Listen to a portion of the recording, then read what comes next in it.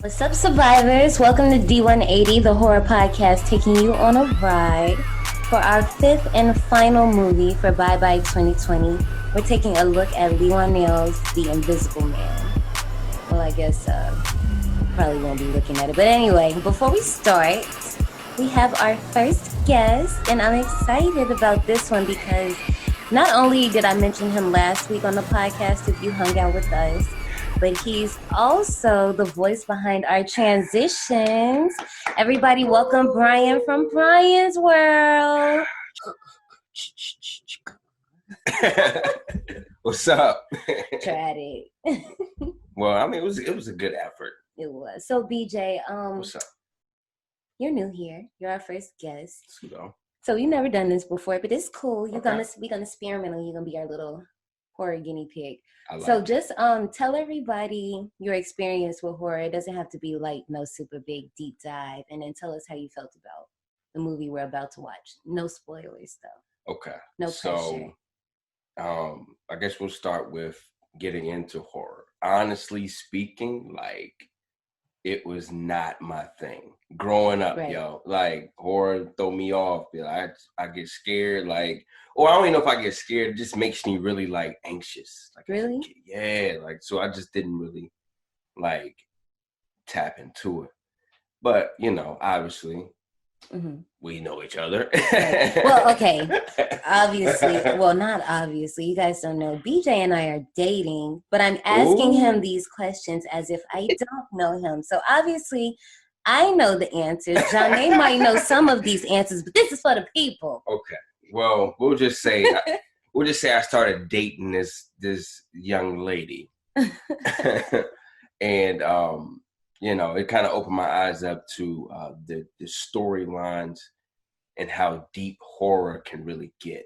You know, so me into horror is new. It's new, y'all. Okay, you know, something new to me. But this was my second time watching it, and I could say that this time around, you know, I kind of took off like the whole, you know, like critic eyes and stuff like that, and I really just enjoyed it, you know, and it, you know, it's a film that it's a remake of, well, is it considered a remake? Or it's a remake, yeah. Remake, okay. Remake of an older film. So, you know, like I had heard about it from like my parents and stuff. Really? Oh yeah, because it did. Well, not saying they weren't born then. It was made before they were born. Yeah. But you know, my parents are into that kind of stuff, so I heard it mentioned. But yeah. Your dad is into horror movies. I forgot all about that. Pseudo. He likes like the classic creatures, like what we're talking about right now. Yeah. Our director for The Invisible Man is Leigh Whanell. He is a Capricorn. He's most known for being, you know, a writing duo with his friend and fellow director, not on this project though, James Wan. And these works would include Saw, Dead Silence, Insidious, and Insidious Chapter 2. But his directorial debut was Insidious Chapter 3. And then he went on to do a movie that you might be familiar with, BJ, Upgrade. Yeah. Johnny, have you seen Upgrade? No. If you guys haven't seen it out there as well, it's worth it. It's worth it. It's definitely worth it. I don't really know how to describe it without getting into it, but Leigh Whanell is flexing more of his side. It's a horror film, but it's more sci-fi horror. Ooh, I don't even know what movies to compare it to, but one day hopefully we'll do it on the podcast. But a lot of the stuff that he does in that movie transfers to this movie. So it's becoming his little signature style. This movie was also produced by Jason Blum and Kylie Dufresne, written by Leigh Whanell, and it was based on characters and concept created by H.G. Wells for the book Invisible Man. Are any of you guys familiar with the book? No. I didn't even know that it was a book. Right. So when I saw the synopsis and saw that it was a remake, I was like, oh, they had already had an Invisible Man movie? And it was like, no, they remade a book. Yeah. Oh, it was a book? Yeah, it was a book. Oh, wow. So it was a book first, I think like in the 1800s. I believe. Yeah. That's crazy. And then 1933 was when the movie that our parents are pretty familiar with came out. Think about it, almost 100 years later. This one. Yeah. Yeah, That's like a I good mean, like let's story. like 90, I guess 90 years. I'm not. Yeah. Don't ask me for math, but something like that. 1897 is when that book came out. Wow. So he came up with this idea of an invisible man 123 years ago. Dang, that's a good story. Talk about the main cast a little bit. Well, you start with Elisabeth Moss. Elisabeth Moss does very well in this movie. So She's Elizabeth, if you guys are a little bit familiar with her, she plays June Osborne in The Handmaid's Tale. She's also Kitty in Us, if you guys just seen Jordan Peele's newer movie. Which I forgot all about her in that. I know, and she does amazing in that movie. I'm trying to think, is there anything else I recognize her from? But I don't really think, I think that's enough for Miss Elizabeth. Yeah, she did a good job, though. Really good job in the film. And the next person I want to bring up is Aldis Hodge. And let me tell you something. When I first seen this movie, I didn't recognize him. I recognized him from Straight Outta Compton as MC Ren, but I didn't realize this was also Leon's brother from Girlfriends. The original. The way he looks in Girlfriends compared to how he looks in this movie? I don't know. Did you see him in Underground? Woo, girl. I didn't. Is he in that one as well? Yeah, he was in Underground. He was Journey Smollett's other half, basically. I don't know if you guys heard BJ in the background, but I just totally forgot about, James' character in this movie. He just kind of felt left out of the conversation, but it's perfectly fine. Okay. Guess I go to the little men's room. The next person I want to bring up is Storm Reid, and she plays Sydney. Now, Storm, you might have seen her in Euphoria. You also might have seen her in A Wrinkle in Time as Meg. The last person I want to bring up, is Oliver Jackson Cohen, who actually played Adrian. Did you like his acting, or are you familiar with him? Yes, I love him so much. Where's he from? Tell me. He's in The Haunting of Hill House. And then he's also in the next one that they had, the next installation, The Haunting of Bly Manor. But he has this way of playing broken people so well, and playing crazy people so well. Really? So in Haunting of Hill House, if you haven't seen it. Yeah, I haven't seen it, but go ahead. Go. His character is addicted to drugs, and he's broken, and he sees ghosts. He plays that part so well, and in Bly Manor, he is basically crazy and broken and a ghost. So, but he plays a broken person so well. You know, some people just play crazy so well. Yeah. He just plays broken so like Sarah Paulson. Yes, and just like how the girl from You, how she plays crazy so well. She plays crazy. We need to figure out what her name is. Every show we say the girl from You, Love.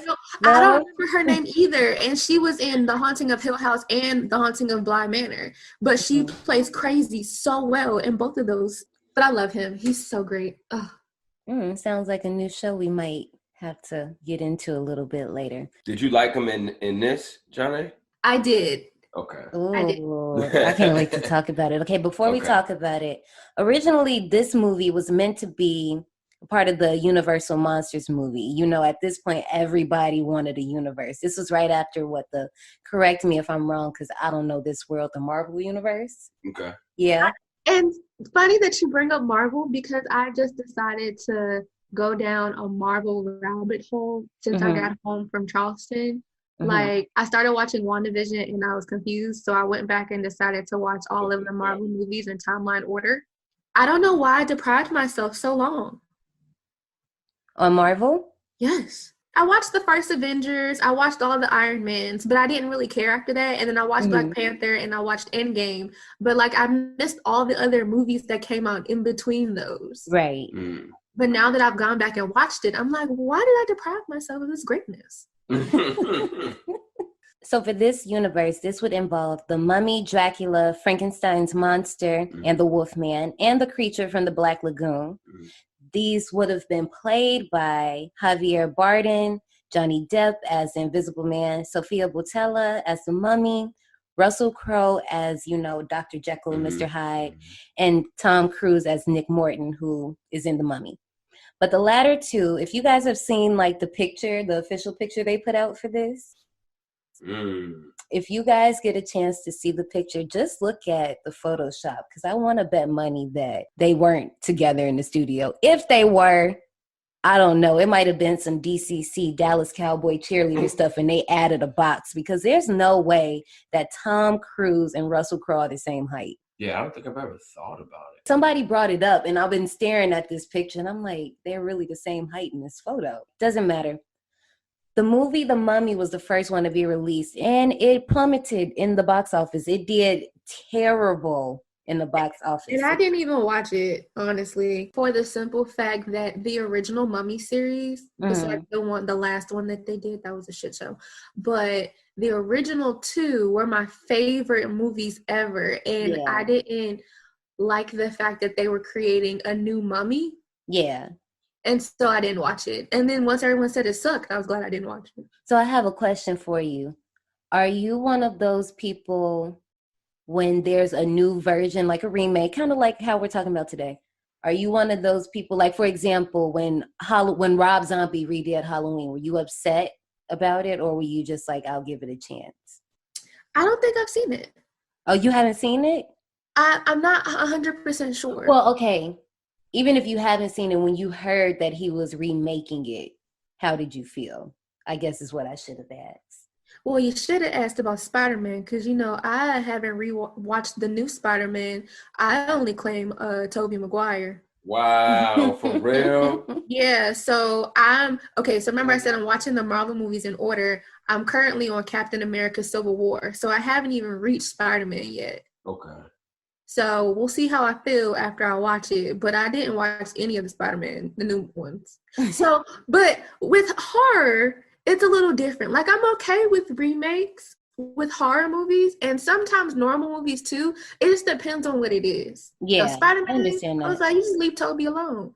But, you know, The Mummy, I wasn't too happy about that. So this one in particular, it cost about $350 million to make, including production and marketing. When it ended its theater run, it only made $80.2 million domestic and $409.2 million worldwide. Basically, that's not cutting it at all. And then you said how much they spent? Okay. $350 million, and they only got $409.2 million back. Like that, they barely passed it.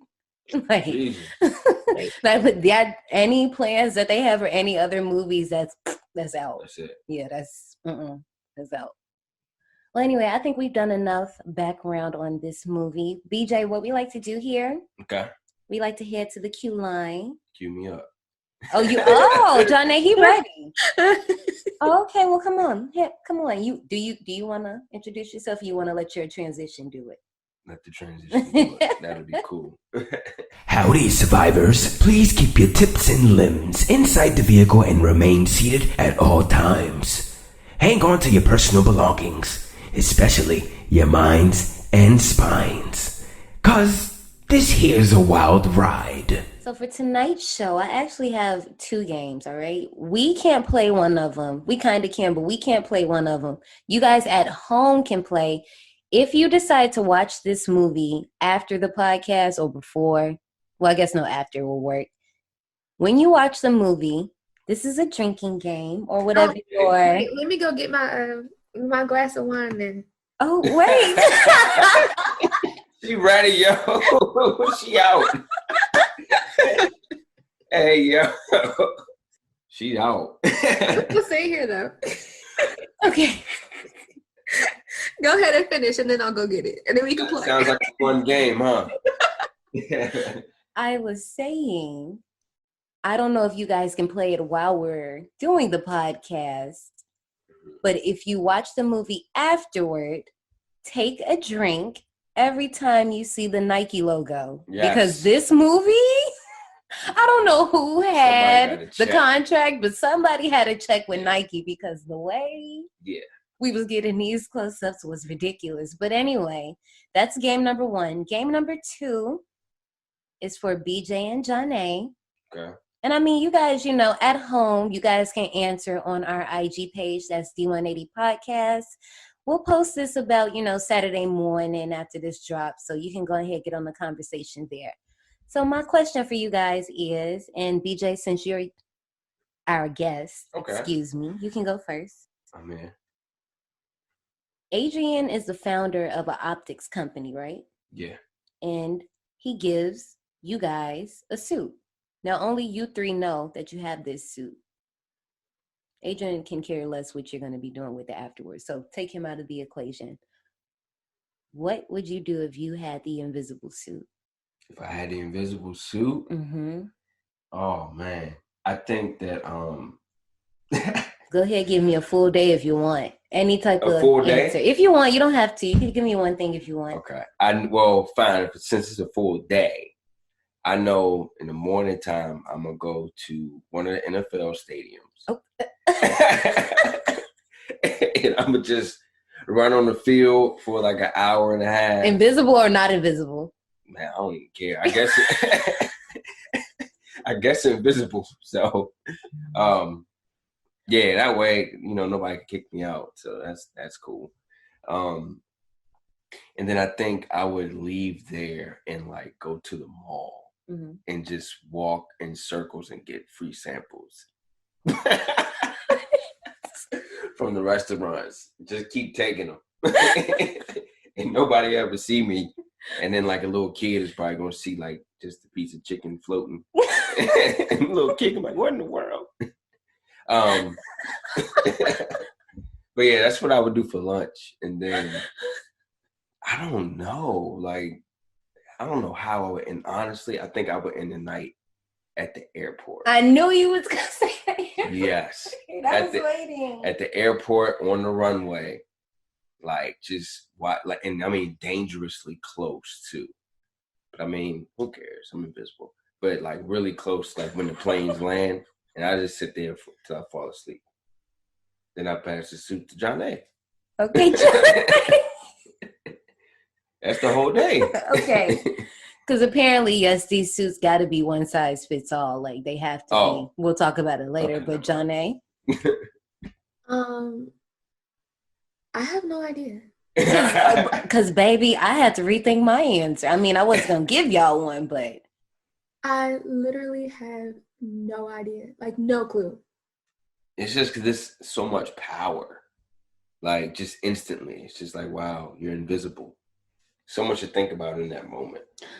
Well, like I said, you guys at home can join in on the fun on our new IG page, D180 Podcast. But in the meantime, we're about to buckle up, Buttercup, because we're about to take you on the ride that is Leigh Whanell's 2020, The Invisible Man.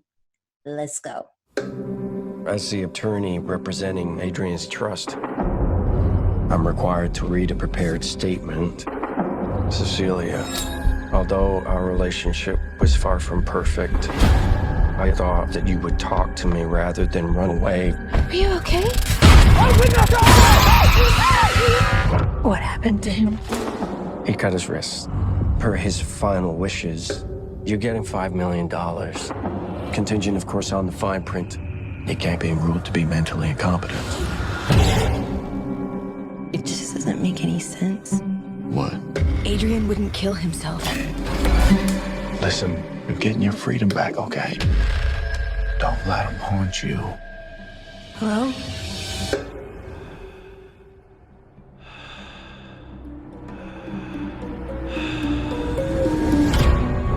I'm scared. You don't have to be scared of him anymore. He was a sociopath, completely in control of everything. He said that wherever I went, he would find me, walk right up to me, and I wouldn't be able to see him. Are you okay? Someone's sitting in that chair. I found something that can prove what I'm experiencing. You need help. Adrian is dead. I went to his house today. He's not dead. I have a pile of ashes in the box that would disagree with you. He has figured out a way to be invisible. Only thing more brilliant than inventing something that makes you invisible is coming up with the perfect way to torture you, even in death. Adrian's true genius was how he got in people's heads. Don't come any closer. Hey! I'm not crazy. Please listen to me. You're saying the person trying to kill you is in the room right now, but we can't see him? Is he listening? Where are you? Where are you? Show yourself! Come on!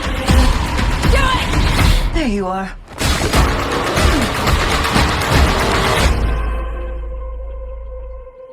All right, survivors. So at this point, if you haven't been here before, we're about to spoil this whole thing. So if you have not seen the movie, please go watch the movie, exit the ride, take your hands and limbs, tips, all that, out the ride. Go watch the movie, come back. We'll still be here, and we can talk about it.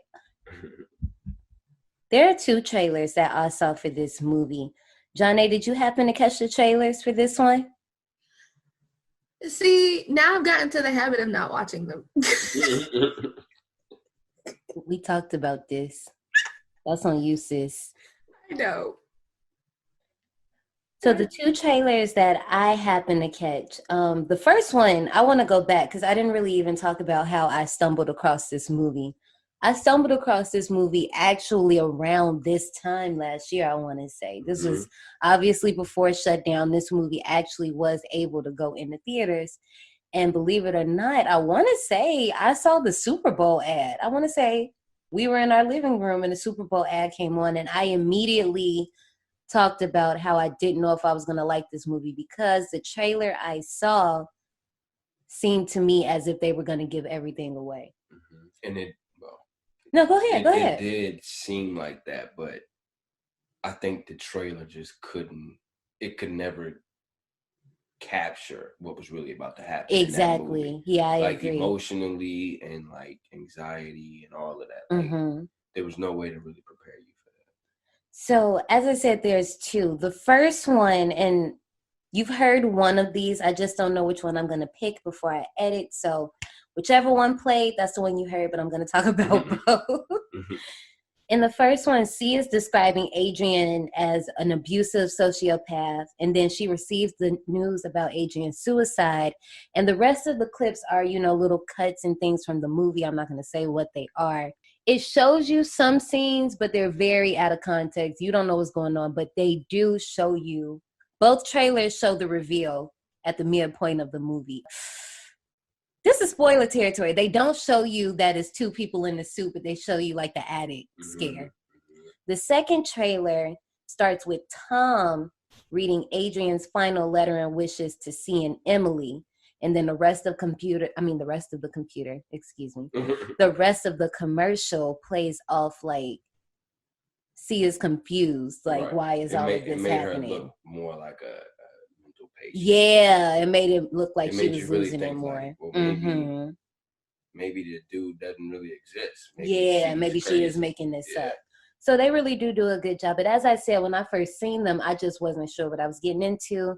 And we found out that we had it available. And we was just like, okay, well, whatever. Let's watch it. And it is a ride. Let's start off with this cold open. We know our title card basically is a reveal of another reveal we'll get later. But we'll talk about it. Living in my beautiful Sims created house. No, this really looks like a house that I often create on The Sims. Everything's a square. It's always the big windows, always the modern furniture. That's the vibe. I'm a witness to that. I've seen it before. Cece wakes up beginning her escape. Pulling diazepam from the bed, she heads over to the sink with the obviously laced drink. This is why Adrian is slumped. After altering the cameras and loudly crashing into Zeus's doggy bowl, Cece makes it to the lab where she disables all the other cameras. Almost out, Zeus whines to come with her, and not being able to take him, she at least removes his electric shock collar. Yeah. This backfires. Man, I was like, oh, he was just trying to be a good doggy, but he booty bumps the car and the alarm goes off. Cece takes off into the night, up and over the wall. More Nike product placement. I tried to note the places, and I put a shoe in my notes, so If you playing on the podcast and not watching the movie, I'm going to try to hook y'all up with the game. I'm going to try. So waiting for what seems like ever on an empty road, C's sister Emily finally arrives, and she's asking 1,001 questions and not driving off like she needs to. Forever. Until Adrian comes out the woodwork and shatters that glass. That's when she finally pulls off. Before she pulls off, we note that Cece drops her diazepam. Adrian picks it up, standing in the middle of the road. We cut to 2 weeks later. But before we cut, I do want to make a note of things. As you guys know here at D180, I'm always pointing out that I find out or see in the background and notice. That's just what we do here. My first one is the computers in the lab have a hexagon pattern as their wallpaper. It's the same hexagon pattern as the invisible suit. Yeah. I did not catch that. This will pop up later, so hold that thought. The house that they're in, when you think about it, when you think about the movie as a whole, Adrian is a sociopath. He's abusive mentally, verbally, physically, emotionally. He has her caged in the house by even putting her in a bigger wall around the house. Oh, yeah. Yeah, like, and when you think about the cameras, like when she was turning the camera towards him to watch him and when she was disabling them, when you look at the view of the cameras, they're all in the house. None of them are outside. So he's watching her. That's scary. Yeah, like that just, it's like this movie does a very good job, and I'm going to try my hardest to not repeat myself. This movie does a very good job of telling you what it needs to tell you without verbally telling you. But it's only, I guess, if you look for it or if you're really paying attention, because I can honestly say, the first time I watched this movie, I wasn't catching all of this. At this point, I've seen this movie about 5 times. Yeah. So I'm really like having different points of views every time I watch it. But anyway, last thing, even when you look at the design of the house, it doesn't even look like a woman lives there. Really? Like when you think about, okay, now I know I said I like the modern design. Johnny, I don't know what your personal style is, but what I mean, and Johnny can probably weigh in on this. If I go to a male's house, within maybe 5 or 10 minutes, I could tell if a female lives there. Am I not lying, Johnny? Yeah, that's true. You could tell if a female lives somewhere within our house, for example. Couple could have lived. I could see like a younger couple. But I'm okay. Maybe Johnny understands what I'm saying because she's a female.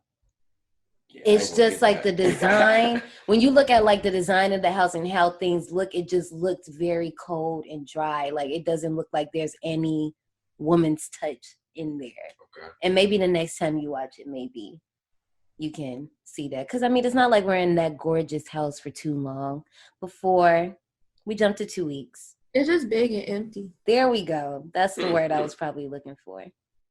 The other thing that I don't like about movies where there's abuse happening is that why everyone want to get dressed before they leave the house? Leave the house, then get dressed. Y'all just waste time. I didn't think about that. But she was in lingerie though. And then, she had to climb that wall. You're going to slide in that silk. I've climbed walls in bikinis. Wait a minute. That sounds wild.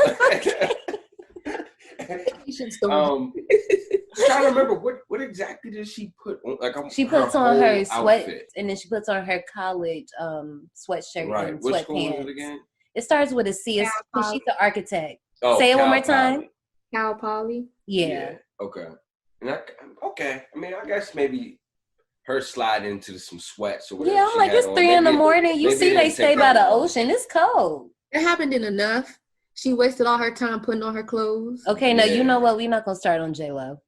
Let's leave her out of this. It's been quite a few movies where the women are trying to escape in the middle of the night. They waste the time putting on their clothes, and by the time they put on their clothes and about to get out, the dude wake up. And let me ask y'all this. Mm-hmm. Are y'all stopping for the dog? No, I would have left the dog. Oh, you wasn't going to take that shock collar off? No. I probably would have.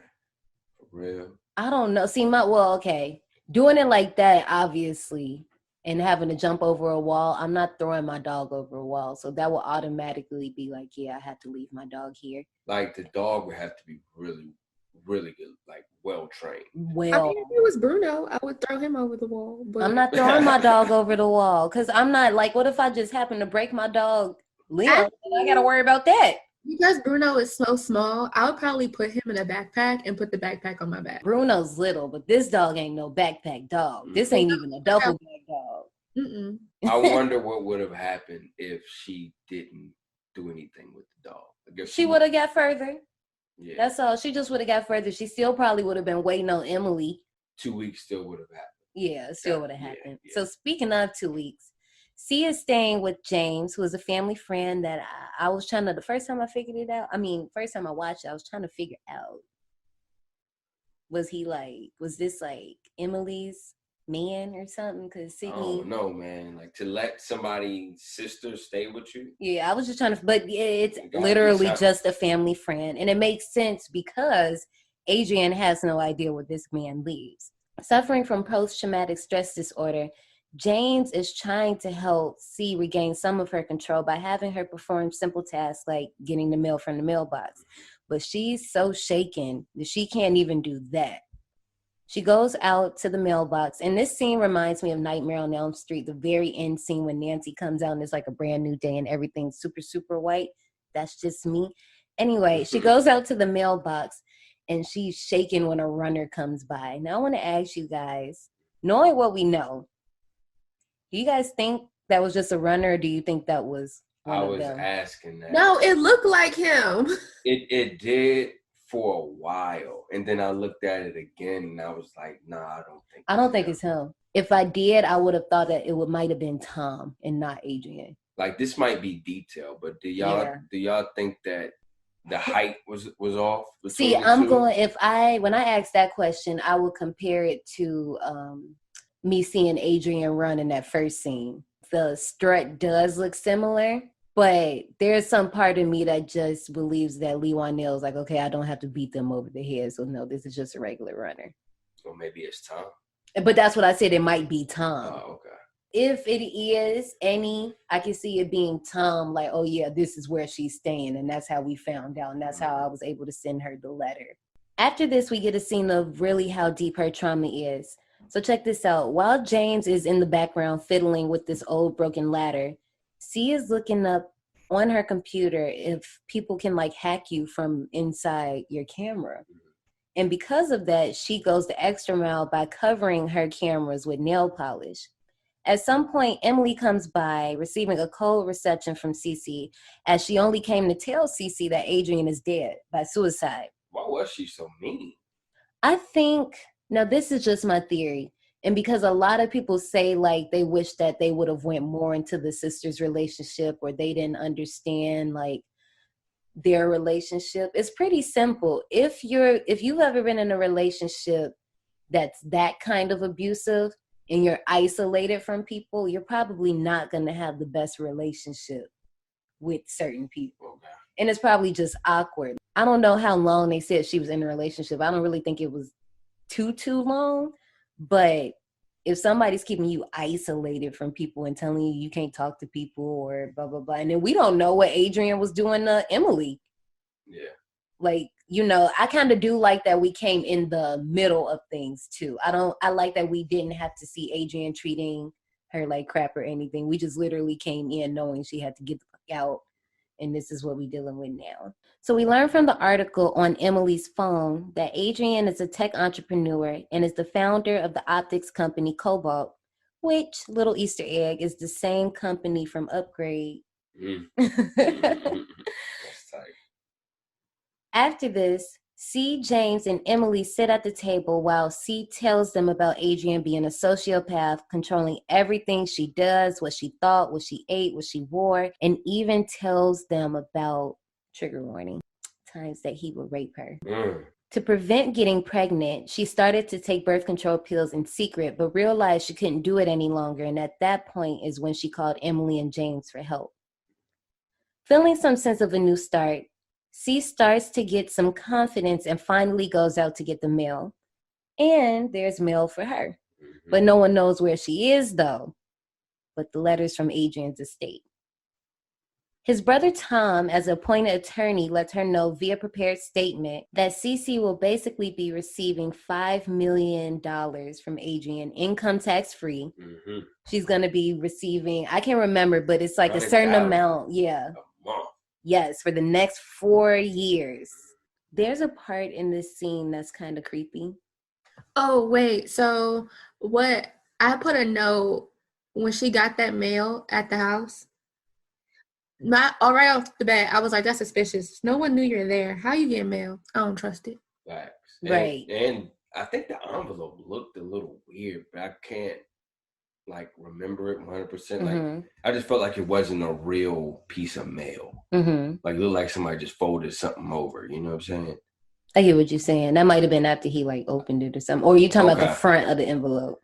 Like the whole packaging. Like it just didn't look like a real letter, but I could be true.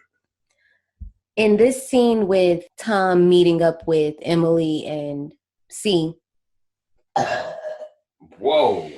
This happened every show. What? I swear it happened every show. Oh my God. That every has to show. Stay. That has to stay. Okay. Since he said it has to stay, it stays. That's fire. We always delete all the other ones. Okay, I'll keep them in. All right. Be driving like, what happened? It's a rule. All right. Well, anyway. There's a part where Emily says something like, if there were any chance we would be physically close to Adrian, we wouldn't be here. And Tom goes, well, he's in that urn over there. First of all, that's a nice ass urn. I don't know if you guys paid attention, but that was a nice ass urn. My point is, there's a lot of money in this family, or Adrian has buku amounts of money, okay? I'm pretty sure the optics field is very lucrative too. So it has to be. Did you see that lab? Yeah. So, okay. I mean, the money, Look like Tony Stark's lab. I wouldn't be surprised if it all came from him. The whole family dollar. Probably. With her newfound fortune, Cece decides to gift James and Sydney with a new ladder and a bank account with enough to pay for her tuition to Parsons Fashion School. I really like this part of the movie. Their relationship is cute. It feels real. Very fit. Yeah, it's not too forced. Not too forced. But in the midst of them having, their little moment, the camera backs out into the hallway, into the next living area, I guess, whatever part of the house it was. And at first, when I first watched the movie, I was like, okay, this is odd. Why are we here? But we realized that whenever the camera does that, and this is the first time it's training us to learn that that's somebody else. That's Adrian standing there. That's a whole, he's just watching them. And that's pretty creepy when you think about it. That changed the whole movie. And see, with me coming in already seeing a mukbang of the whole entire plot of the movie, I picked that up right away. That every time that the screen panned out like that, dude was standing there. It was him. In the next scene, we get a little more of this because Sia's putting away her clothes. She had to go on a little shopping spree, get some money like that. Yeah. Turn up. You got to.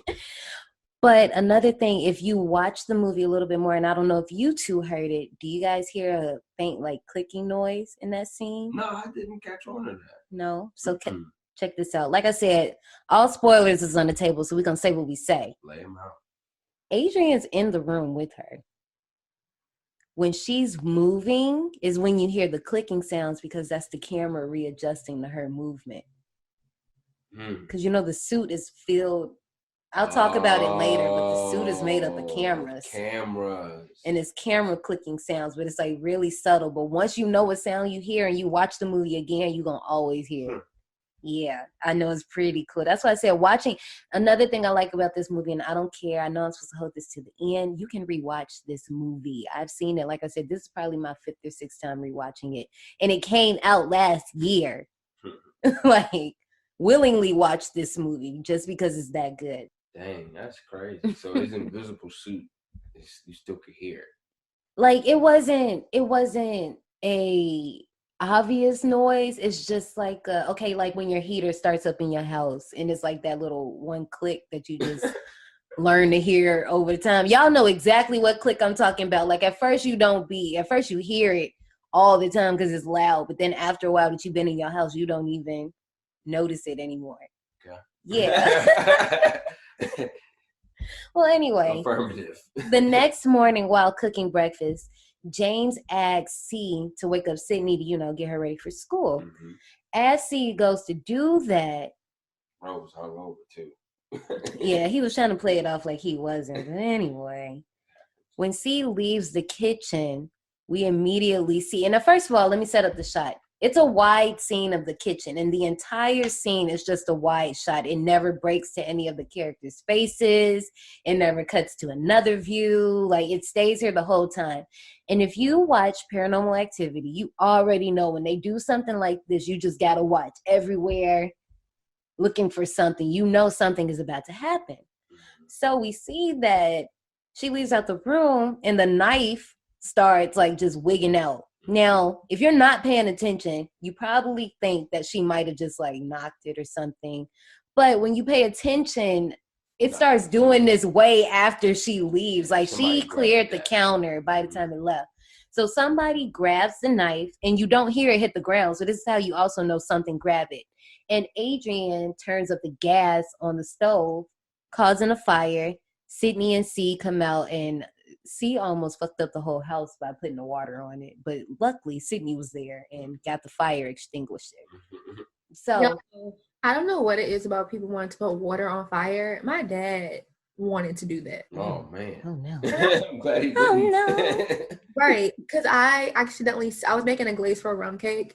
And when I turned off the burner to put the alcohol in, I turned the burner back on, but it didn't ignite. So all the gas was coming out, but it never lit up. So when it finally lit up, all the gas was around the pan. So the flame actually went inside the pan, and now I had a whole fire on the stove.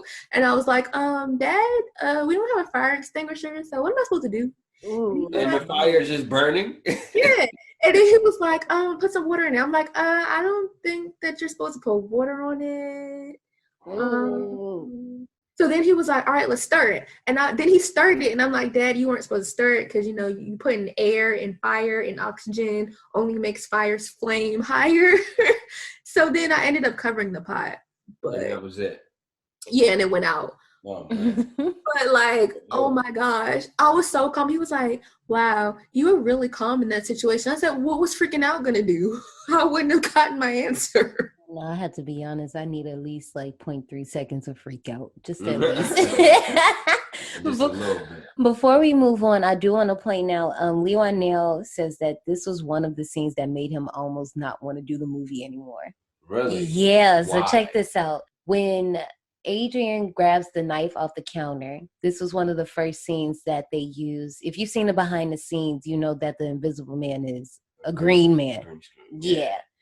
So when they taped the scene, they really had a man in a green suit. I don't think this was Adrian. I think it was a stunt double. They had him under the counter and just literally had him reach his arm up and grab the knife. But when they said action, he can't see what he's doing. So he's just reaching up and just patting all over the counter. And Leigh Whanell says he looks everywhere at the cast and everybody's trying so hard not to laugh. And still the entire time, the guy's trying to find the knife, and he finally finds it and pull it down. And Leigh Whanell yells, cut, and the entire set erupts into laughter. And he's like, oh, this is the dumbest shit I have done. This is stupid. But he said he just kept going because he was like, he knew that we could edit it in post. And he was glad that it turned out how it did. Yeah. That's I'm like, pretty much an iconic part of the film. Yeah, I'm like, that part, like, you know, it got me for me. Yeah. And was it in both trailers? I'm not sure. I think it was just in the second one that we watched. Yeah, the one with Tom's intro. Later on that evening, C's in her room. And before we get to her room, we get a trailing shot leading to her room. The first time we rewatched this for the show, we heard footsteps leading to her room that we never heard before. And we have a pretty good sound system, so we're pretty quick to hear stuff, like, you know, humble brag, but just saying, like, normally we hear things like that. So we hear footsteps leading to C's room. She hears it, walks out into the living room, and while she's, you know, scoping the scene, the front door opens. She goes outside, which Johnny hates. She goes outside to check. Yeah, I definitely wrote that. I wrote that too. You didn't like her going outside? No, she hates when I don't like in the scary movies when they go outside. Like, what is wrong with y'all? If the door is open, why would you go out there and look? That is a bit of a letdown. She does have a point, y'all. Yeah. So when she does go outside, she actually goes out into the porch. And I adore this part because they show you one way in the trailer, but it's absolutely different in the actual movie. In the movie, while she's standing outside, there's no musical cue. It's nothing. It's just literally the quiet of outside. So crickets, all that. She's breathing. We can see her breath. All of a sudden, we just see breath end up behind her. We don't hear it. There's no crash. There's no violin sting. There's nothing. And then she goes back in the house. In the trailer, I think there's a music cue, and I also think we can hear him breathing behind her, like on some Michael Myers stuff. Like, wow. Yeah. You know, I was paying attention at this point. Yeah, I like that shot with the breath. You do?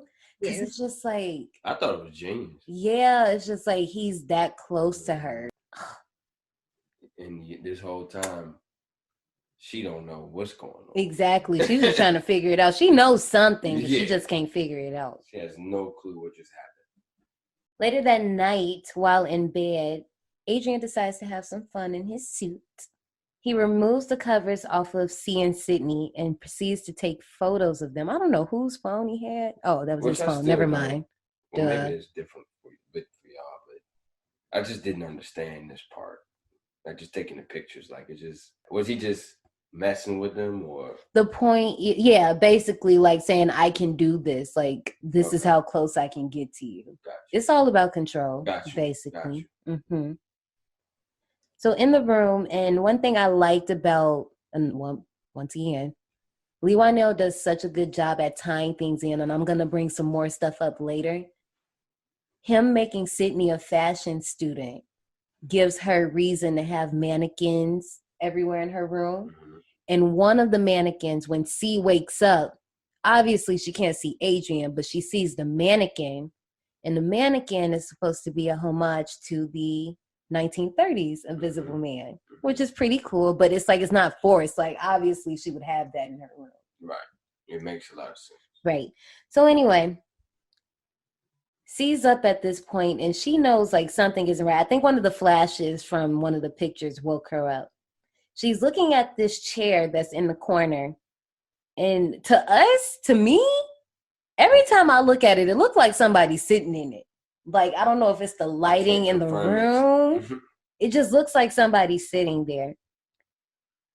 Picking up the covers off the floor, getting ready to put them back, Adrian gets bold and decides to step on the covers and then steps forward and yanks them from her. Freaking out, she starts calling James. James comes in with his triceps and big arm muscles, trying to, like, you know, I guess, diffuse the situation. For one, like he was still asleep, to be honest with you. He was like, girl, what? Pretty much. But then my girl Sydney came and clutched with the mace, and he was like, who you gonna spray see it? Who? She was like, you gave it to me. That was like a very sincere father-daughter moment. Yeah, because I can literally see me doing something like that and my dad just being like, Chunky, what? Listen, she was in the right as far as I'm concerned. Right. She was ready to go. The next day at a job interview with another man from Upgrade. Yeah, he plays Fisk, so he plays the villain. I actually saw him today when I looked at Upgrade again. Really? Yeah, I was like, oh man. And it's crazy seeing him in this role because he's pretty much a sleaze in this role. He's sexually sizing Cecilia up. Cece says something about how she studied abroad and like her place of living was like a closet space. And then he makes a remark about how he started this entire company she's interviewing for in a closet and goes, well, I guess we both value closet space, huh? What? At an interview?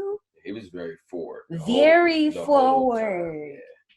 So, you know, dodging these bullets, she opens her portfolio and it's empty. There is nothing in there. And that has to be you just feel bad. Ooh, yes, but like for all of this, like it's just like because she's probably going nuts, thinking like, I know I put this up in here, like I'm sure, and now it's just gone. And we get another little upgrade moment when she gets up and she gets ready to faint. This is where the camera gets the face motion grab and we follow her to the floor, and it is beautiful.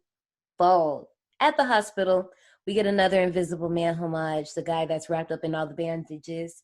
Once again, very subtle, didn't have to do too much. We just see it. If you know it, you know it. If you don't, that's cool too. We find out that C has been getting drugged, just like she was drugging Adrian in the beginning. He turned around and started drugging her with the same diazepam that she dropped. He lets her know this by after she takes a shower, she gets a call from the doctor telling her this. She goes back into the bathroom and the bottle is there. It's right there with the blood on it, I think, right? Yeah, all of that. And at the end of that phone call, too, the doctor was trying to say something else. Yeah. Do you think she was trying to tell her? You think? Yes. Oh, what? Okay, we'll talk. We'll get pops there. Up in somebody's blood work, you gotta let them know. Yeah, I thought that was the case too, because normally when you go and have work done, not work done, but like when they normally tell you all the stuff that pops up in your blood. So I agree with BJ. They were definitely trying to tell her that she was pregnant, but zoned out. Yeah. Did she hang up or she dropped the phone? I think she zoned out because I think that freaked her out. Cece and James meet with Tom to address her knowing that Adrian is doing something. She don't know what, but something ain't right. She confirms this by repeating a light threat that he told her, saying basically, I could come up to you when you want, honey. You won't even know I'm there. That's scary. Yeah. And in the scene, she had just looked crazy. Like, you know how some people just look crazy? She just looked crazy. She was close to that edge, y'all. Like she was getting close to it. Yeah. Like she really was going nuts right now. Yeah. She also tries to drive her point further by presenting the diazepam bottle, and Tom is like, okay, you lost a bottle, you found a bottle. James is even like, okay. But again, she's going off the edge, or she's just trying to. Like, I don't even think she realized how she sound for real in that moment. Yeah. Because I would have at least polished that up a little bit or found some way to, if I'm going to present it right. Something. Yeah. Now, a podcast I bring up often, James A. Janice from Dead Meat, he brings up an interesting point that comes in a little bit later about evidence. I'm going to point it out later, but just hold on to that for me. Tom remains Adrian is a manipulative genius. Like, he comes for knowing people's weaknesses. Like, if he knows this, he's going to use it to his advantage. Proceeding to admit his feelings toward his brother, like saying, like, yeah, I hated him too. Like, he used to abuse me and all of that. He shows Cece pictures of the apparent suicide. Apparently, Adrian slit his wrist. Man. Go ahead. Conveniently cremated, no body, no proof. Pictures can be staged. Nothing at all. And see, that's what my thing is, I just think it's because they got money that they could do this. That's really money like, people tried to say like, well, how did they da-da-da and da-da-da-da-da. He got money. Yep. But then the other thing that got me was like, okay, so he died, you were living with him. No one's gonna offer to let you see the body before they just conveniently cremated him. I didn't think about that. Yeah, especially if I've been in a relationship with you for X amount of years, you're just gonna cremate him before I get a chance to say goodbye. It's like that relationship. And then it's like they not married. That's just my girlfriend. I thought they were married. I do think that. Didn't somebody say something about them being married at one point in the movie? They wasn't married. It was just boyfriend, girlfriend. This is what he wants, but they're not married. They're just dating, which is even crazier. Like, this ain't even your wife. This is just your girlfriend. That's crazy. Cece arrives over to Emily's, and there's a mishap about a fake email that apparently Cece wrote that tells Emily that she's a hassle. She doesn't want to see her. She wished that it was her that died instead of Adrian. And the first thing that passes my mind is, you're telling me C can't say Well, she does say what email, but she can't just say like, can you show me this email? No, I didn't write that. But we go home with C and we see that Adrian we know how, got into her computer, hacked her stuff, typed this long, extensive, hurtful email. Very detailed. I was like, dang. It's from Cece's email. So she really can't, like, she told Emily that Adrian did it, but obviously if you say a dead man did it, everyone's going to look at you like you going crazy. Exactly. Right here, I want to cut real quick. There's a deleted scene that I found. I've never seen it before. I'm kind of mad they cut it out. Before we cut into Cece having her little, cry time on the ground and Sydney walks in, there's a scene between James and Sydney. And, they're just having the father-daughter moment. And I think she's like talking about Parsons. And James tells her that you are beautiful, you are Black, you are high fashion, you got this. Dang. And I'm so pissed they cut that. I'm like, what? Like, I don't know what made them cut it, but it was just so beautiful to see that. And he like gives her a hug and they hear Cece crying. And that's when Sydney, walks back there to say, let's have a girls' night. And I'm like, why did you cut that? Like, I would have loved to see that. I'll show it to you later. It's a great scene. It's out there on YouTube if you guys want to find it. Why do you think they cut it though? I don't know. I'm like, because this came out February 27th on my mama's birthday. And even before then, because obviously the movie had to be cut and finished probably by Thanksgiving. Or maybe even before that. We were seeing this like Super Bowl, the ads for it. I don't know. Do you think it affected the storyline? No, not at all. Because it was just a line.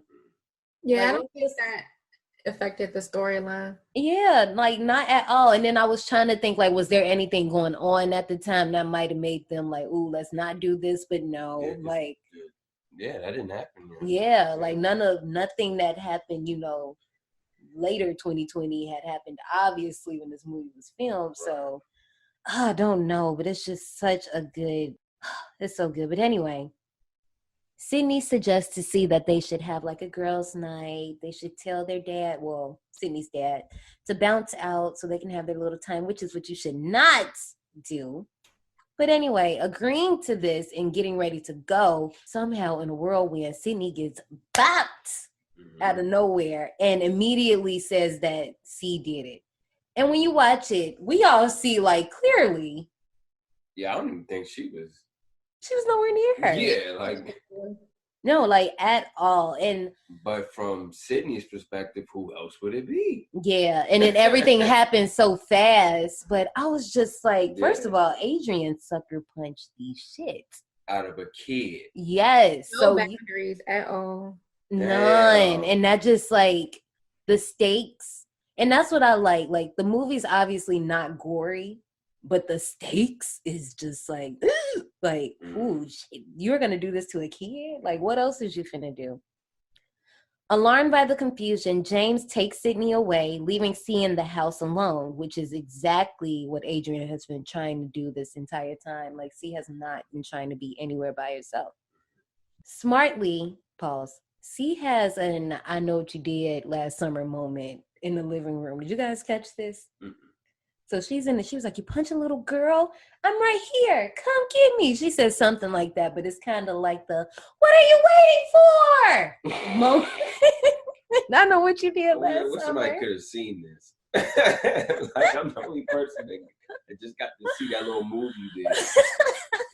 No, because it's when you quote that line, you gotta spread your arms out and just say it with your chest. If you ain't gonna do it, don't do it at all, honey. I think that was the beginning of her starting to see, all right, you want to play, let's play. Yeah, I know I'm not crazy. I think that was that moment. I think when she was sitting there, she was like, all right, bet. So doing that, she gets some coffee grounds, and BJ, I know he was upset.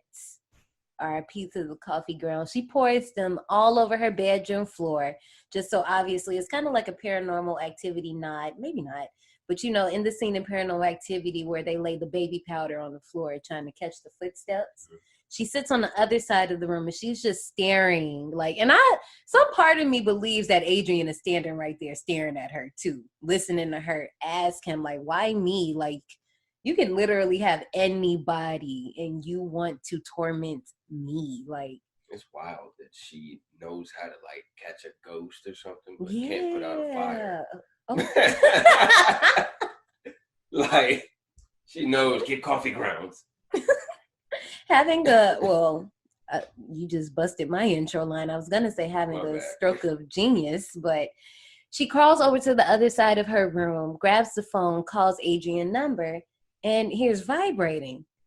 She zeroes in and realizes that the vibrating is coming from upstairs in the attic. And you know what? I don't know, like, how she felt like it was okay, because, you know, when I get scared to move, I just don't move until I know the coast is clear. But I guess she got that vibe. She got the ladder that she bought James, got into the attic, goes into the corner. She's looking around, and she finds Adrian's phone with the photos, keys, and I have a theory about these keys, but I might be wrong, so just hold that, because I was really trying to figure out whose keys would be. Yeah, her portfolio that was missing from the interview, and a knife. I have something about this knife too.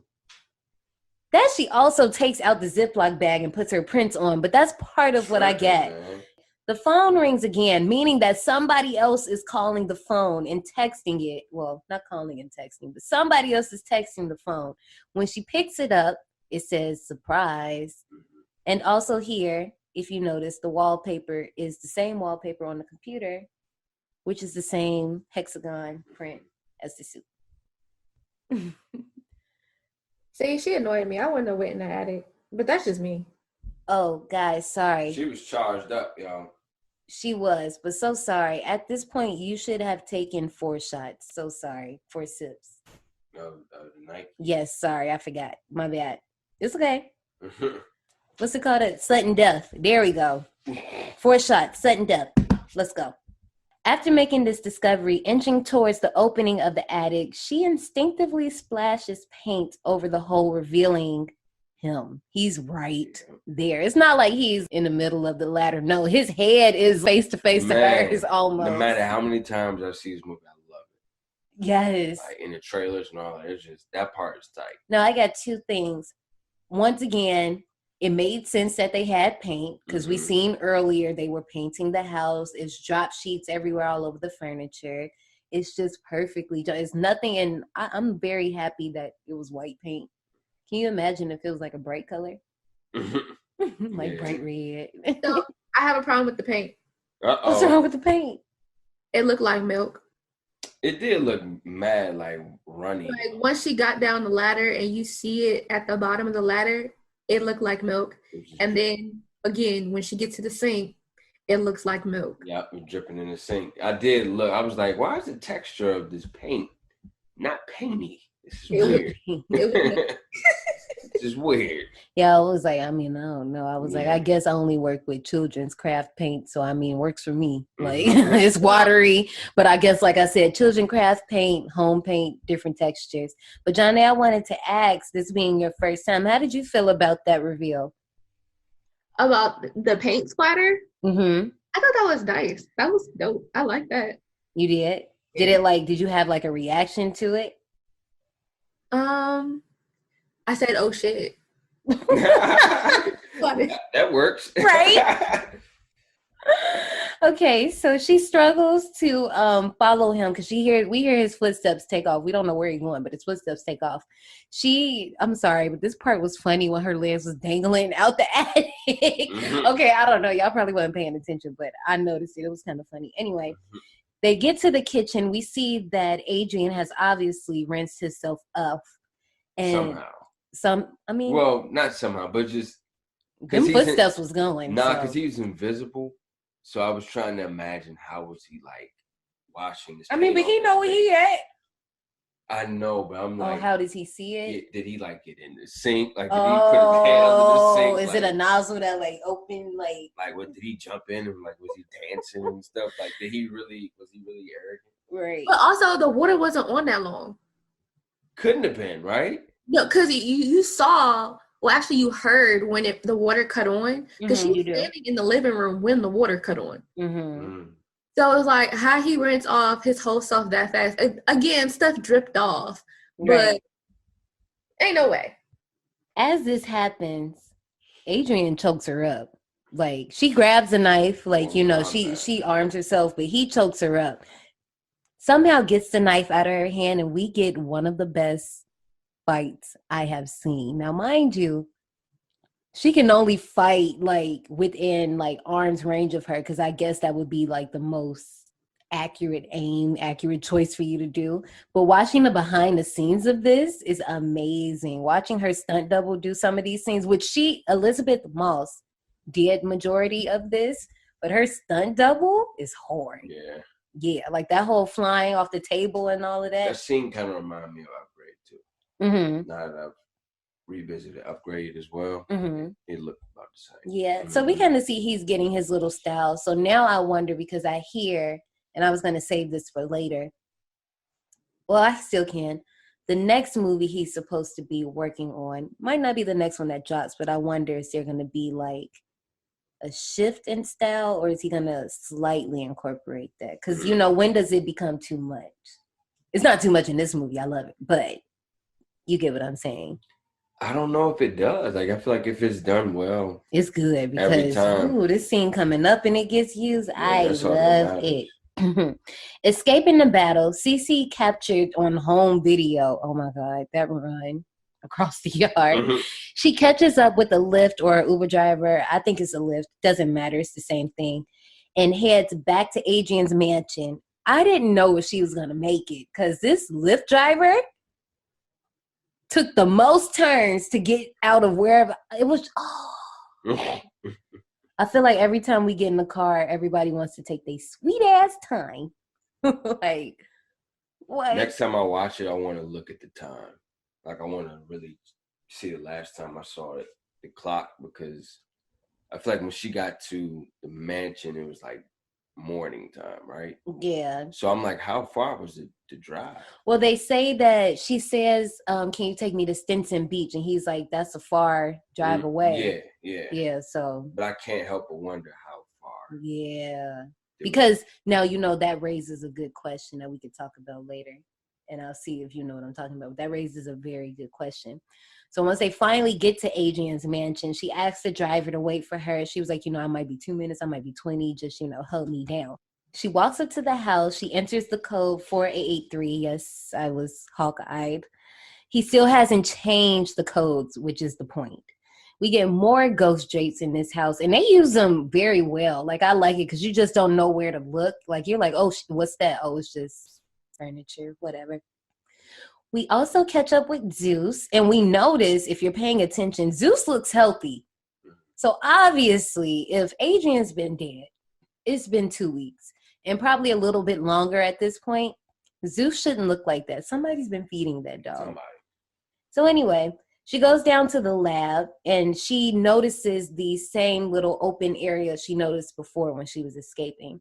She walks up to it, and she enters the code, which happens to be their anniversary date, 12/14/2017.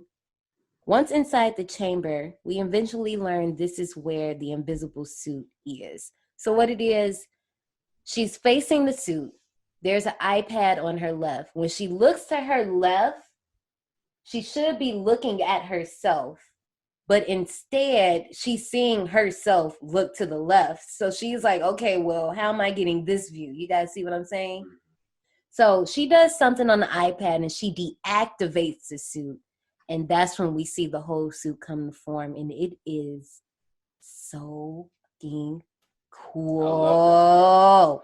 That's that science and tech vibe of the film. It didn't set off your phobia?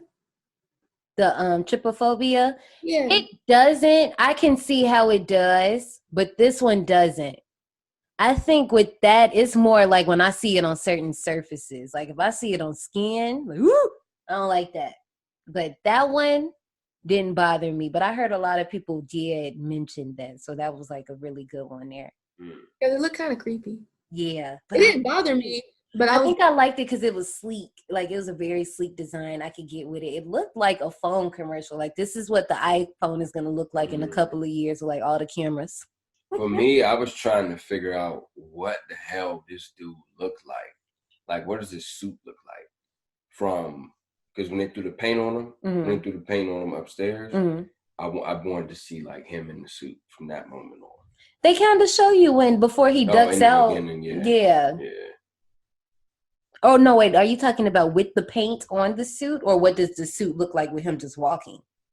Well, I guess. Like, visible, like, with the cameras, just him, like, just normal day at the office. I guess with it as the focus of the scene.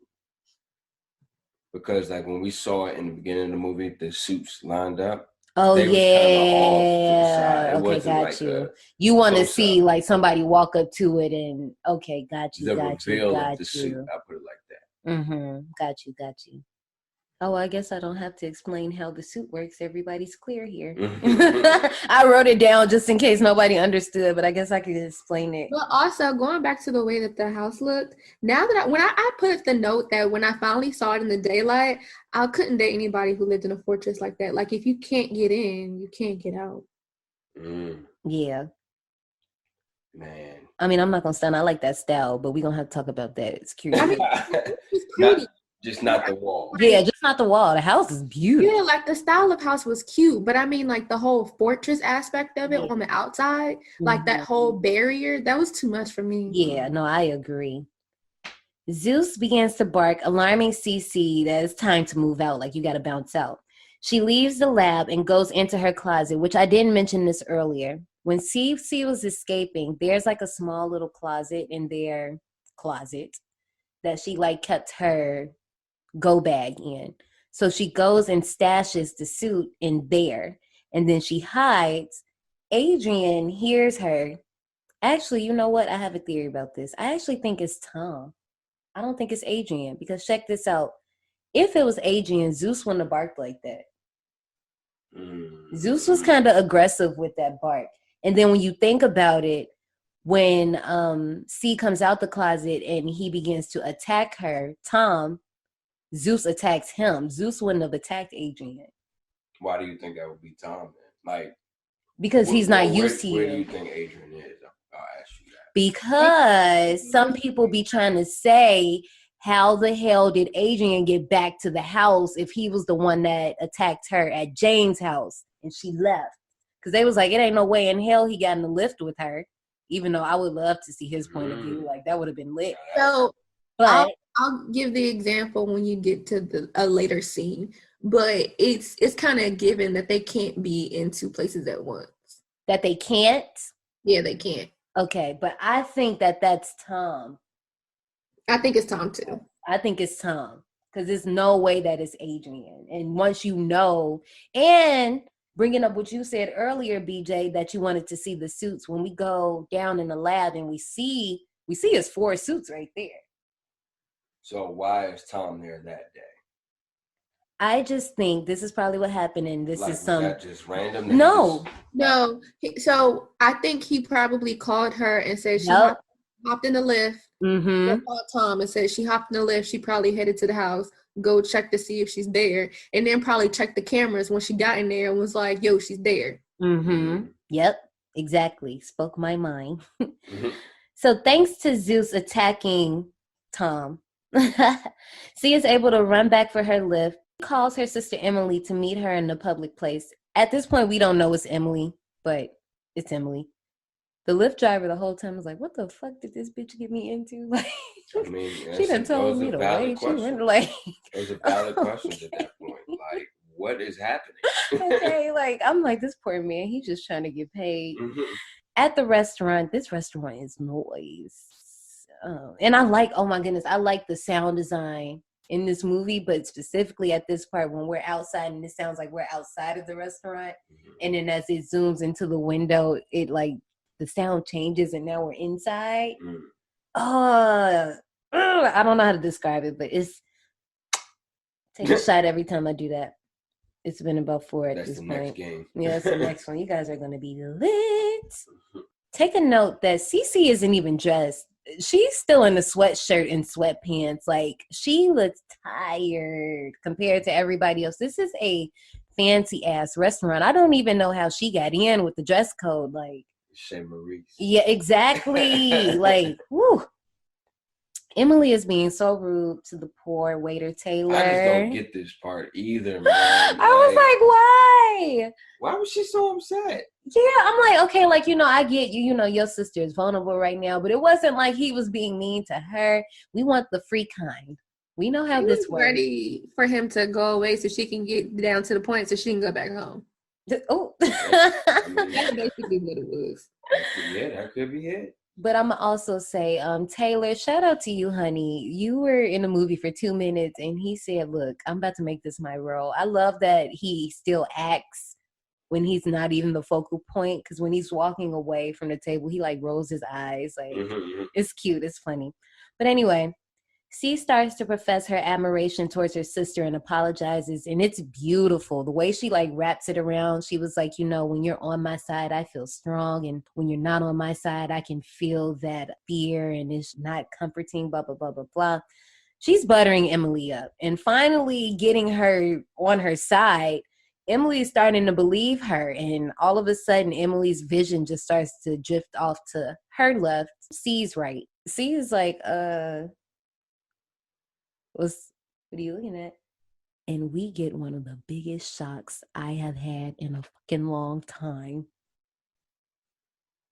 Emily's throat gets slit in like 0.5 seconds. Like, I just didn't even know how else to introduce that. And all of a sudden, the knife is back in C's hand. What the fuck just happened? At that point, she was a murderer and lost her freedom.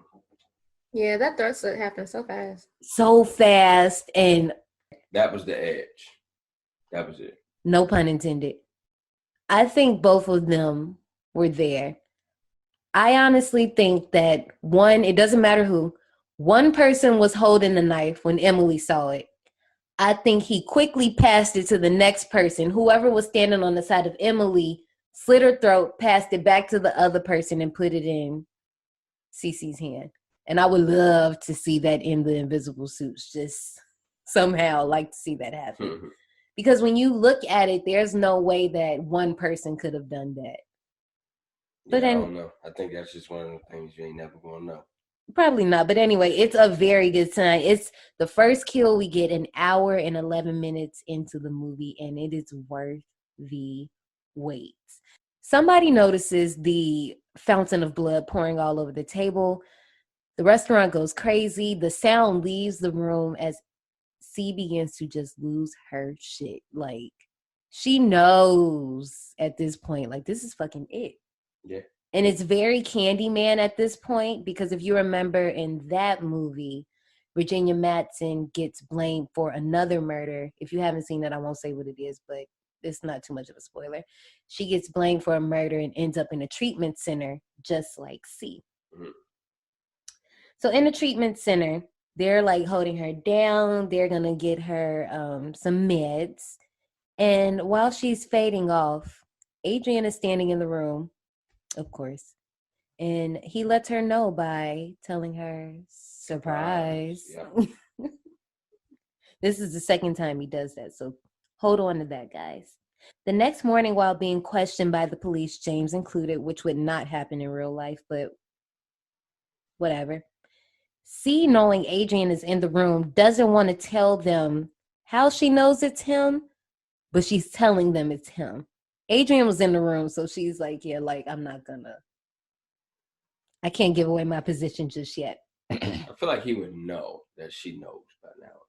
Yeah. That was something that threw me off a little bit. She didn't want to tell about the suit. That she hid the suit. Yeah. They knew. So yes, Tom and Adrian knew that she knew about the suit, mm-hmm. but they didn't know that she took the suit and hid it. Right. And mm-hmm. where she hid it. Exactly. Because if she would have told them, yeah, I hid it in the crawl space in his house, then they would go and move it. Yeah. Mm-hmm. Got you.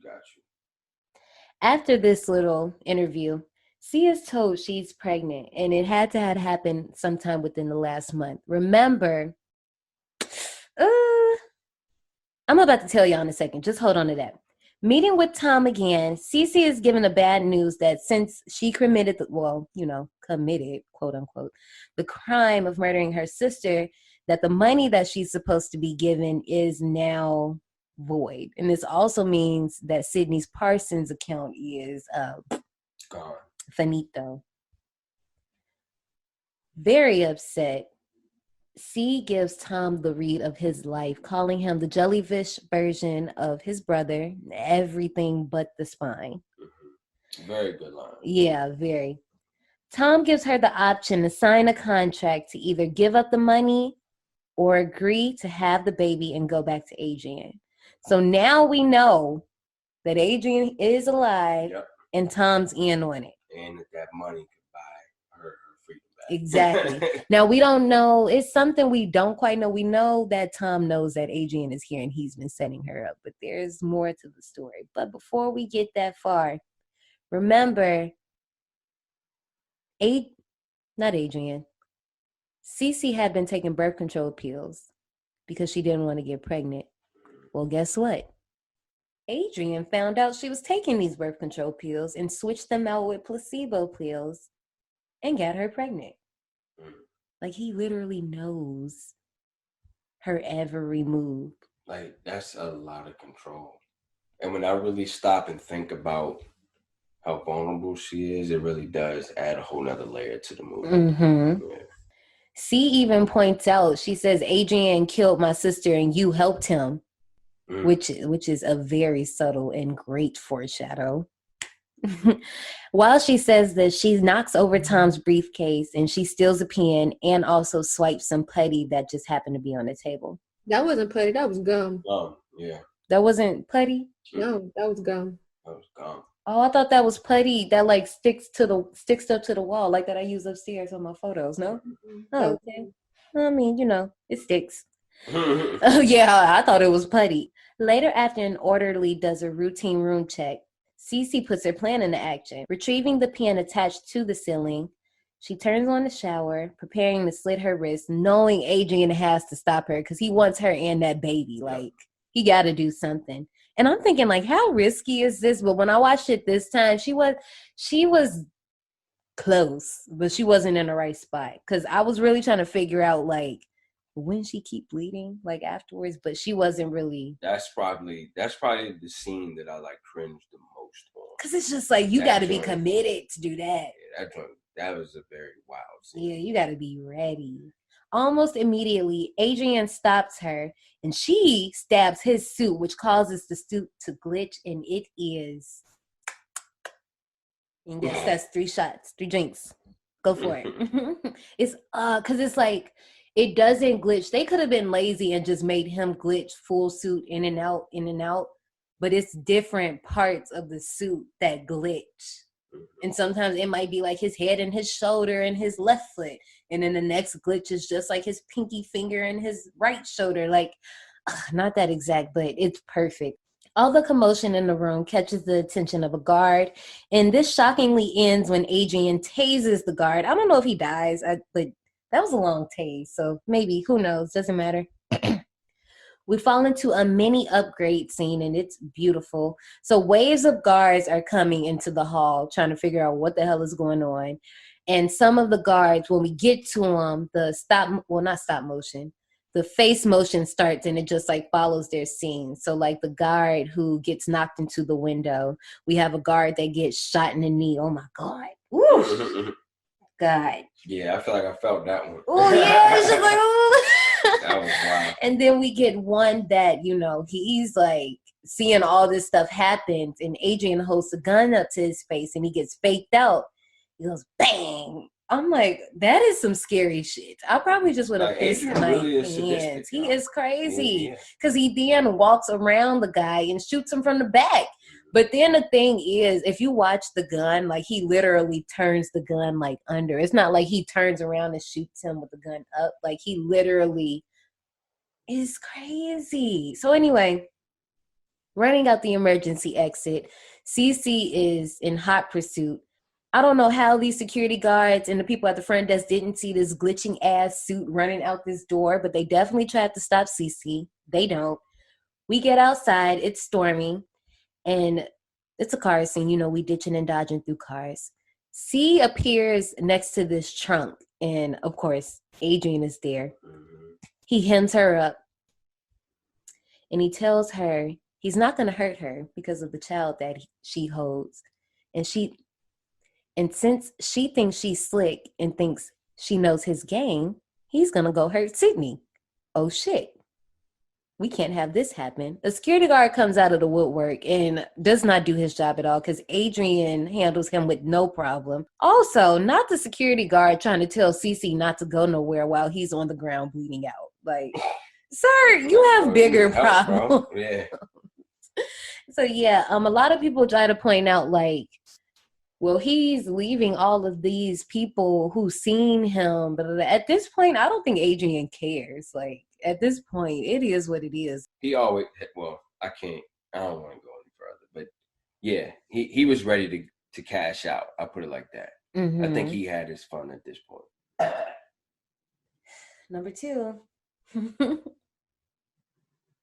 Adrian almost carries, and I mean Carrie White, if you've seen the movie, you know what I'm talking about, almost carries Cece, but she shoots at the windshield, causing him to swerve, nearly missing another car that ends up crashing. Quickly thinking, Cece GTA's the driver. Yeah. Smooth took his car, she really his did. truck. Well, Hung up on his girl and everything. Exactly. But before we get to that, there's a little cameo from Billy, the puppet from the Saw movies, on the gate. I don't know if you guys saw it, but yeah, he's there. Hi, Billy. After Cece rudely, I know that man's wife is going to be pissed. She calls James and like, hey, yo, you got to hurry up and get to the house. Sydney is in danger. Fuck how I'm calling you and all of that. I'm not supposed to be in a treatment center, but bring your ass home.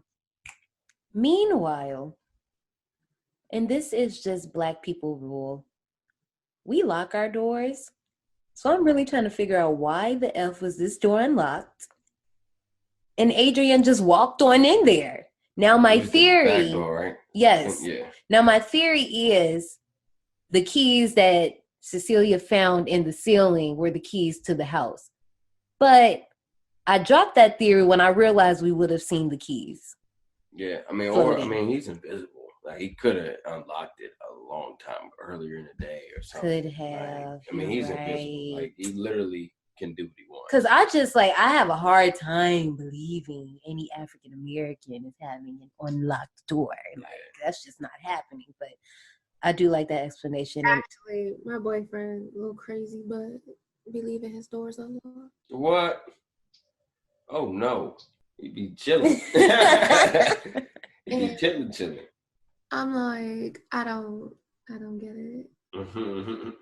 Something wakes Sydney, and she smartly grabs and sprays the mace that her daddy gave her. Again, properly how you introduce things. Like from that scene earlier, we knew she had the mace, so it didn't just randomly, oh, how the hell did she get some mace? Where did that come from? Even though you could have said, well, she's a policeman's daughter, so of course, why wouldn't she have mace? Anyway, she sprays it in the right direction that kind of disables whoever is in this suit, because I actually think both of them are in the house at this point, and I'll tell you why. Once this happens and the one crashes into the dresser, when she runs out of the room, she gets clotheslined. Yep. And there's no way whoever crashed can run back around past her and clothesline her. So it has to be both of them in the house. Just in the nick of time, James arrives before Sydney is choked out.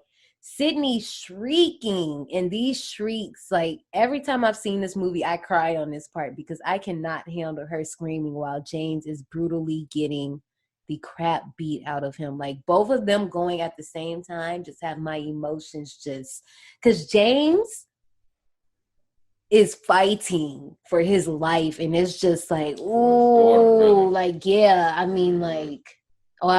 his life, like, it's just so brutal to watch. But Cece stumbles in, and once again, the fire hydrant we seen earlier for the fire pulls that out and sprays the suit, revealing it, and pops 4 shots up in the chute.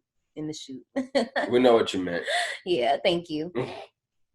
Stumbling towards her, then falling to the ground, we find out that this is actually Tom. And there's 2 killers. It's so Scream. I love this movie. It's like it's so many horror movies in this one amazing movie. But anyway, we get a small montage of Adrian being found in his basement, all tied up. His makeup is perfect. I'm like, I just want to know, how did he black his eyes? Like, did he just sit there? I want to see him like putting black eyeshadow and bruise marks all over him. Like, these bruises. Speaking of bruises, James' bruises and Sydney's bruises from the attack look good. I don't know, like the makeup designer on this movie, I didn't look that up, but they look really good. Unconvinced that this was all Tom's doing, Cece explains that this is exactly what Adrian wants out the situation. Once he manipulated things again, making you feel crazy and making everyone think he's innocent. She's not safe, no matter how much James tries to insist on it. After seeing Sydney's neck bruise in the bed, Cece creates a plan, calling Adrian, agreeing to meet him over dinner. Now, note that this is our first time actually seeing Adrian, like as Adrian and not the Invisible Man, and he is acting. Go ahead. I said I love him. Over dinner, that if you notice, he once again chooses for her. She tells him, look, I know you want this baby. I know you want me. But I need you to confess to what you've done if you want us to move on. Which, timeout, bitch, I can't move on from you slitting my sister's throat. Like, anyway, stay with it. Oh. Even though he already did confess to it. Basically. By acknowledging the fact that there's a baby and all of that. Mm-hmm. He confessed. We know she's aiming to get a confession because she's actually wired and James can hear everything that's going on. Also during this scene, we're getting different angles, including, as we saw before, the security cameras we know that are in the house. One of them facing the dining room table, so it's a point of view there. Adrian gets to, doing his fuckboy shit, talking about how he's sorry and it wasn't his fault and blah, blah, blah, blah, blah. And I would burn everything I own. And I'm like, okay, well, burn it. Adrian remains that Tom was always behind this, but gives himself away when he starts getting cocky while gaslighting Cece by saying he knows her best and better than anybody, and that shouldn't come as a surprise. And he like smiles and everything when he says it. I'm like, dude, you're fucking with her. And it's also the third time he says it. I have a thing with threes, the rule of threes in movies. I just love it. I also wonder, like, in some alternate universe, I know he did it, but what if he really didn't do it and Tom really did it? Because, That's like, Tom used too. to say, like, he used to abuse him and stuff like that. Like, where's that movie? But anyway, with silent confirmation, Cecilia, almost mirroring the opening scene in the beginning, heads back to the sink, gets herself together. Adrian staring blankly across the table. Now we switch to a camera point of view that we saw earlier. Suddenly an obvious struggle to us, but from the camera's point of view, it looks like he just slits his throat just off rip. A short minute later, C appearing from the bathroom reacts to the scene, calling 911, freaking out the whole nine. I love it. Beautiful performance. Backs out of the camera, hangs up the phone, total 180. Switch. She was the one who donned the suit and made Adrian slit his throat herself, staging the entire thing. So James, I guess it is one size fits all. It really is. Yes, you held on to it. Perfect. I guess it is. James rushing in to help Cece, not knowing what's happening. It's met by a seemingly but oddly calm Cece. He asks her if this was ever even an attempt to get him to, confess on tape. And she responds by saying Adrian could have chosen his own fate. She and Zeus in the invisible suit bounce out, and that is the Invisible Man. I love Aldis's disbelief, hurt, pissed off face. It's always the same, and it's always so great. Because it's just like, you putting him in a compromising position when you think about it. He is a police officer. He knows you just killed this man. But because he's your friend, like, he's letting her walk.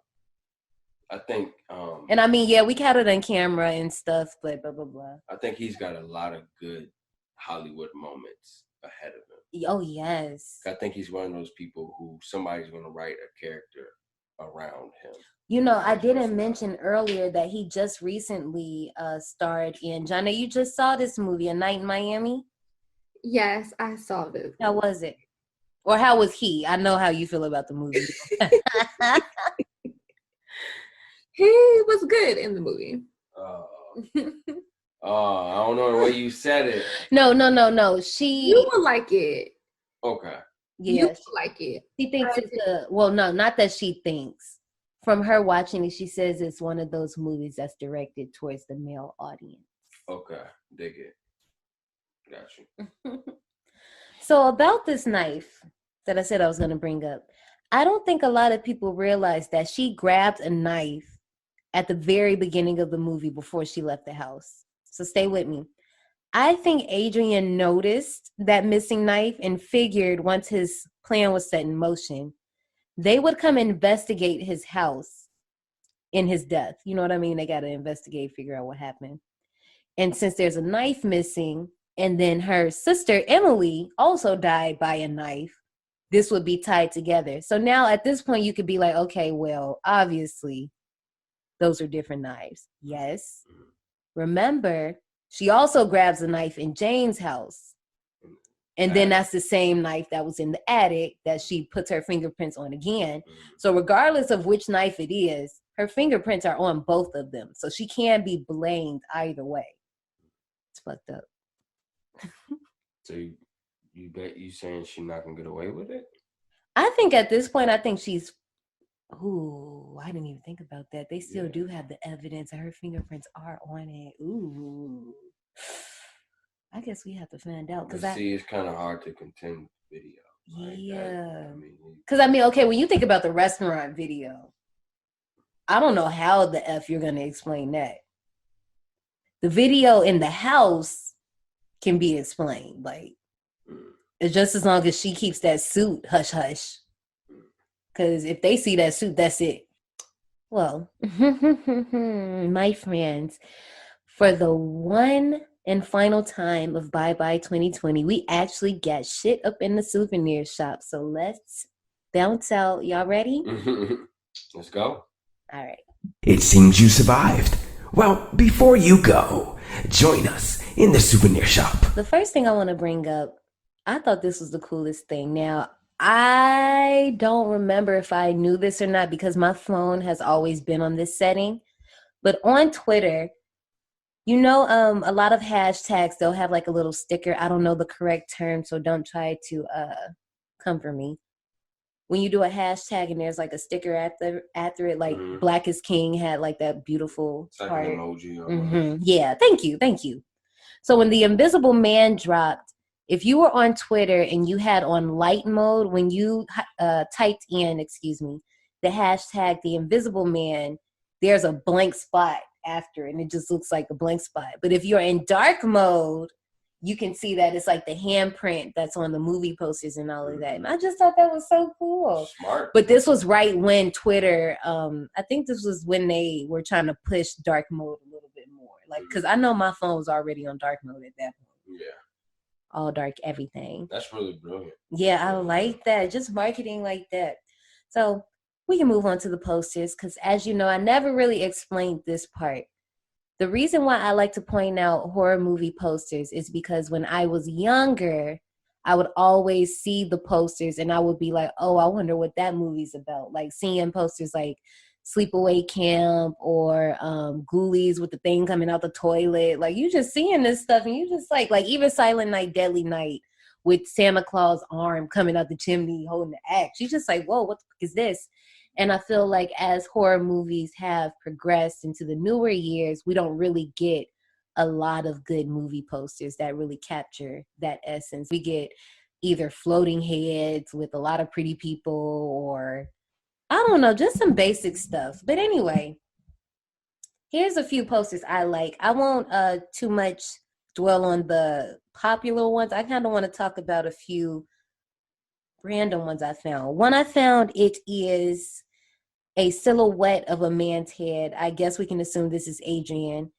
And it's the scene of C outside on the porch when she's like breathing and we see the air.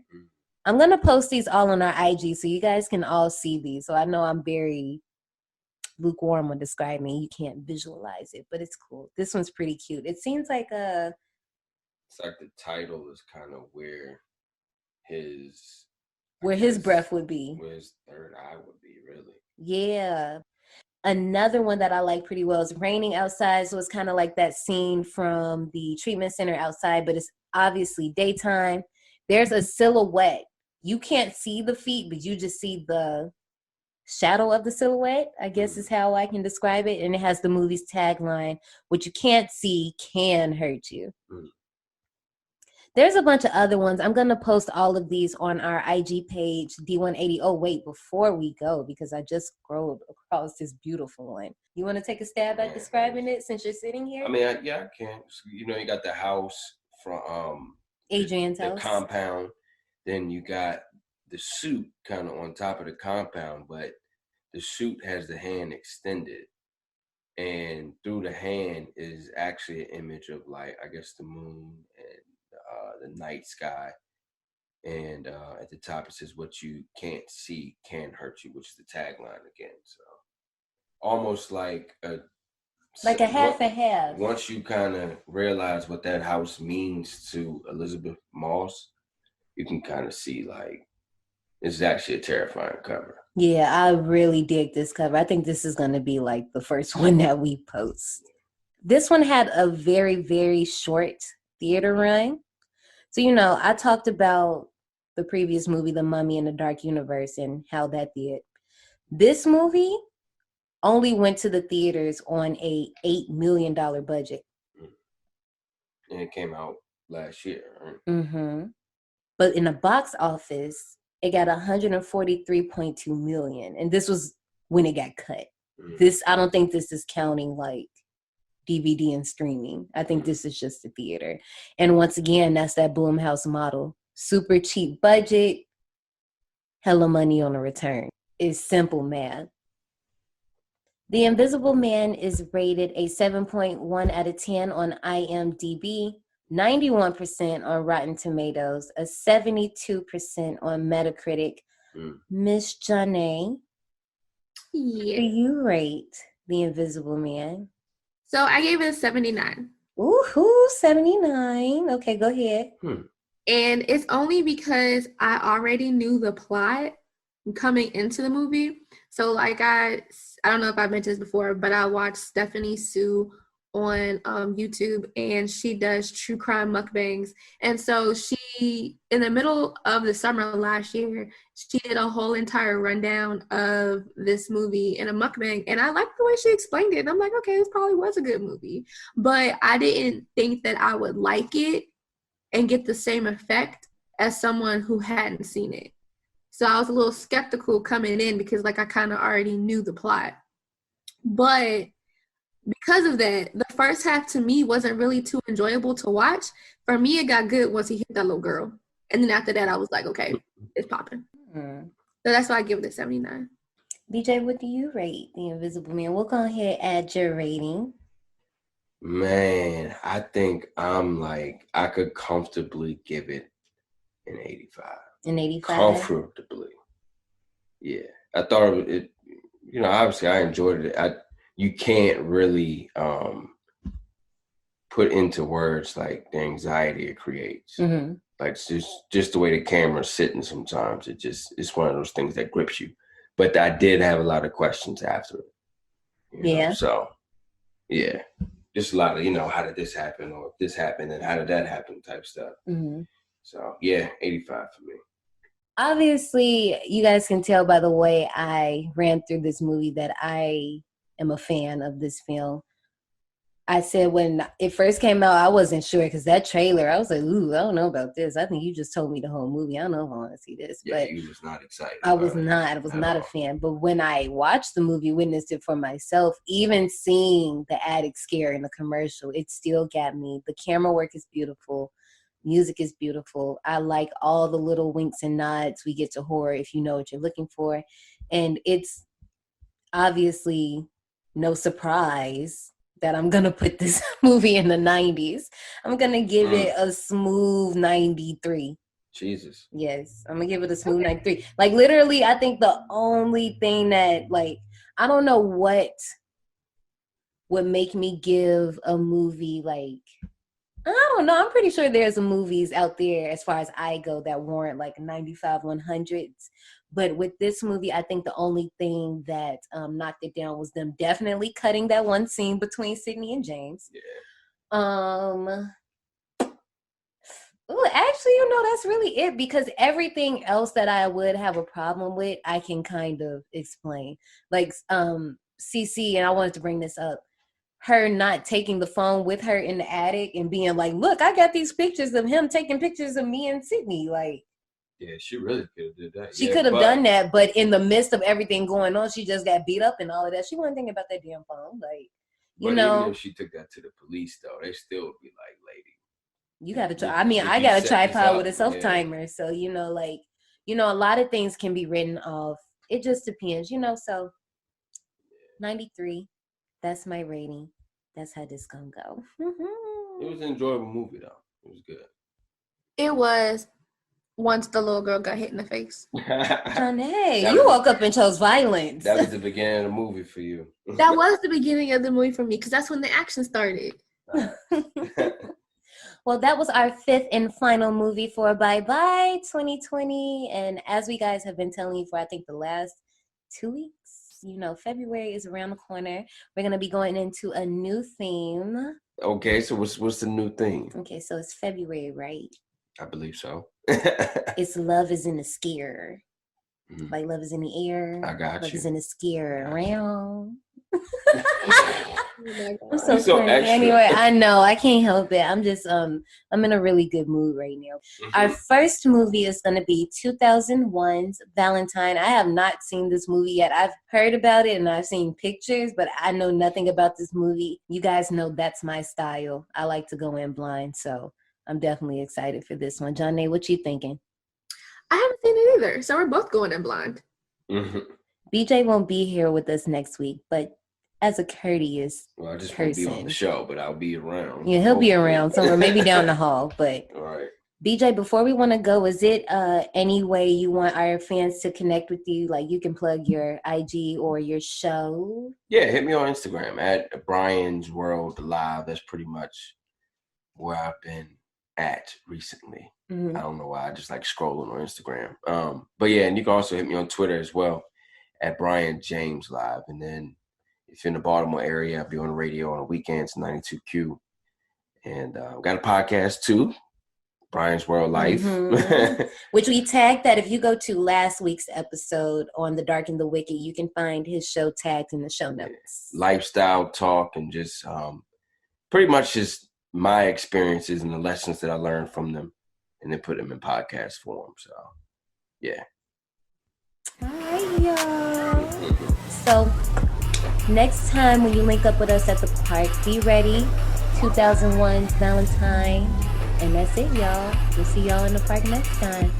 Peace out. Peace out.